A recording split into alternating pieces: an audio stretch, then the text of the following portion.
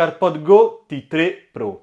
Salve amici e bentornati sul canale Charlie. Ultimamente parlo spesso di dispositivi che servono per rendere smart la vostra vecchia automobile o per dare un display alla nuova automobile che un display non ha. Non sto impazzendo, ma tengo alla vostra vita e alla vostra patente, perché grazie a questi dispositivi sarete molto meno distratti durante la guida, quindi significa una guida più sicura e non avrete più il telefono in mano, quindi sicuramente meno multe. Il display di oggi è il modello T3 Pro della CarPod Go, è un display da 8.9 pollici, risoluzione 1920x720 pixel, 60 fps, un display molto luminoso, parliamo di 700 nits, naturalmente compatibile sia con dispositivi Android che con dispositivi Apple, perché abbiamo Android Auto e CarPlay, ed è il primo display finalmente che ha l'attacco magnetico, quindi non dovremo più staccare la ventosa dal nostro parabrezza, ma direttamente il display. Supporta fino a 8 kg, veramente un bel magnete. Quindi adesso vediamo cosa c'è all'interno della scatola. Scatola molto semplice, leggiamo appunto il brand e non ci sono altre informazioni, io naturalmente già l'ho aperta. Dentro c'è, oltre al nostro bel display, ci viene data una telecamera aggiuntiva per la retromarcia, poi abbiamo accendisigari per andarlo ad alimentare, cosa molto carina, abbiamo anche il tasto di accensione, quindi per dare corrente all'USB di tipo C,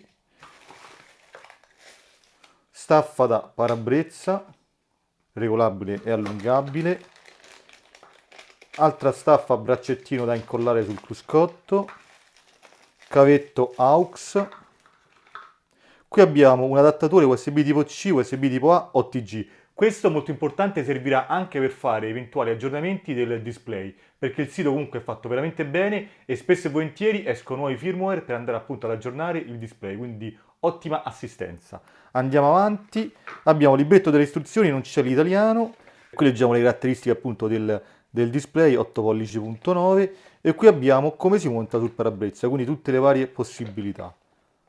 Come far passare il cavo, come collegare la telecamera aggiuntiva per la retromarcia.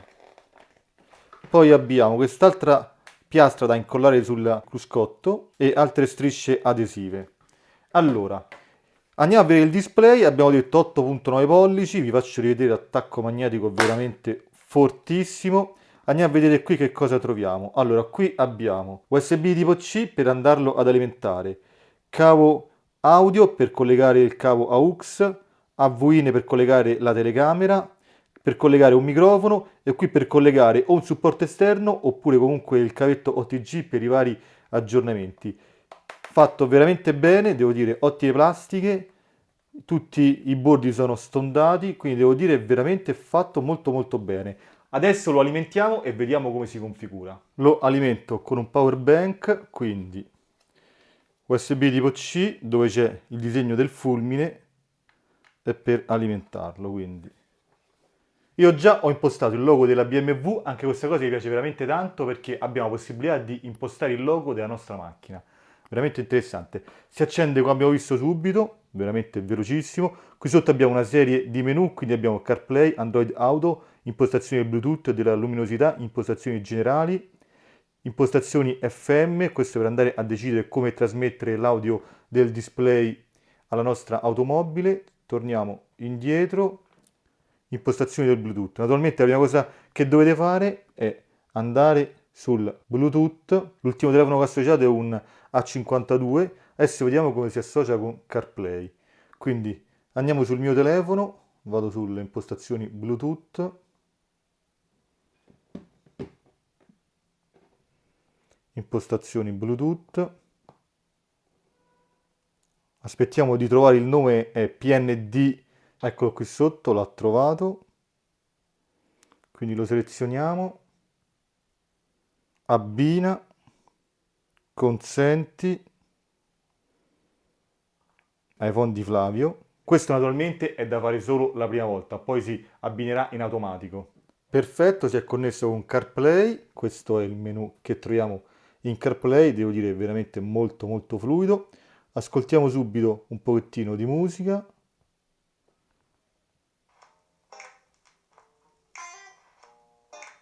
Questa è la musica che viene riprodotta dallo speaker interno, non è altissima, ma comunque possiamo sempre collegare il display all'impianto stereo della nostra auto. Andiamo avanti. Allora, se torniamo indietro, Andiamo a vedere le impostazioni. Allora, andiamo qui, abbiamo allora, sistema, lingua, naturalmente c'è l'italiano, data e ora. Bluetooth, abbiamo visto prima per collegarlo al nostro telefono. Mostra, abbiamo la possibilità di impostare la luminosità, lo sfondo, vi faccio vedere, abbiamo diversi sfondi. Logo, questo è molto carino, possiamo appunto andare a scegliere il logo della nostra auto, ce ne sono veramente tantissimi. CarPlay, qui possiamo andare a scegliere appunto la modalità 60 fps, dopo quanto tempo deve ritornare a CarPlay che non stiamo utilizzando il display e se la guida è a destra o sinistra. Volume, qui possiamo andare ad impostare il volume per i media, navigazione e telefono.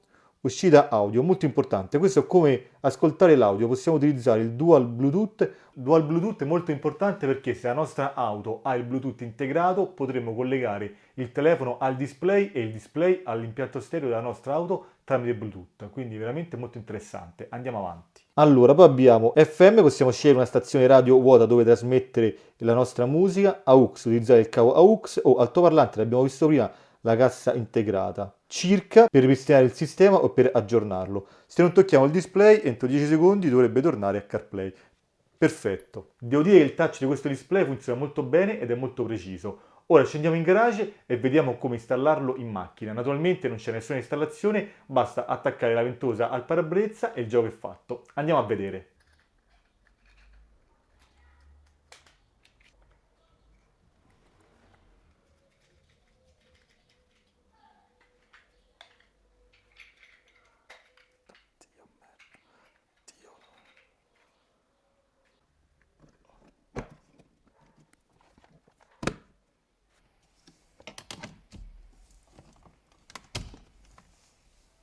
Andiamo ad alimentare il dispositivo, quindi cavetto USB dove c'è il disegno del fulmine.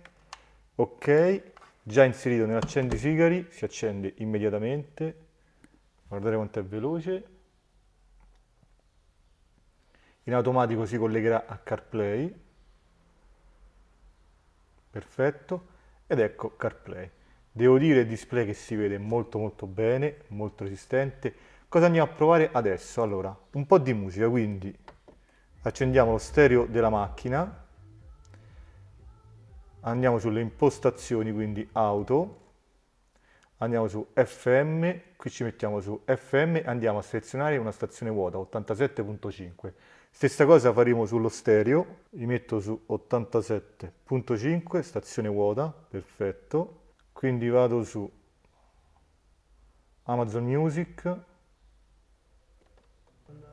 e adesso ascolto la musica attraverso lo stereo della macchina. Abbiamo visto che è veramente semplicissimo, display che mi piace veramente tanto. Abbiamo Siri. Ehi, raccontami una barzelletta. Come si chiama un portacandele che esce dal negozio senza pagare?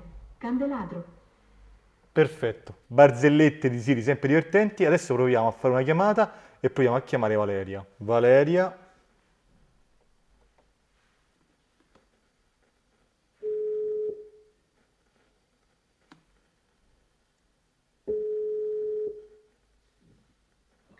Pronto? Ciao, che fai? Sono in giro. Come mi senti? Bene. Ah, perfetto, Bene. sto provando un nuovo display. Va bene, a posto, ci vediamo tra un po' a Bene. casa allora. Ok, sì. Grazie, ciao ciao Ciao, ciao ciao, ciao. ciao, ciao. E come abbiamo visto si sente veramente bene anche per quanto riguarda le telefonate. Comodo il tasto di accensione che se lo vado a premere spegne il display in automatico e se lo vado a ripremere, come possiamo vedere, accende il display. Bene amici, eccoci giunti alle conclusioni. Questo display funziona e funziona anche bene, lo giro verso di voi. Ottimo il touch, semplicissimo trasferire l'audio del display all'impianto stereo della vostra automobile e l'idea di poterlo staccare e riporre nel vano portaoggetti è un'ottima idea che volevo inventare io, ma niente, l'hanno già inventata. Calamita veramente molto potente. Amici, il video termina qui. Come sempre nella descrizione del video trovate tutti i link per andarlo a vedere. Se avete delle curiosità lasciatele nei commenti. Mi raccomando, utilizzate questi dispositivi alla guida perché potrebbero salvarvi la vita e anche la patente. A presto, Flavio.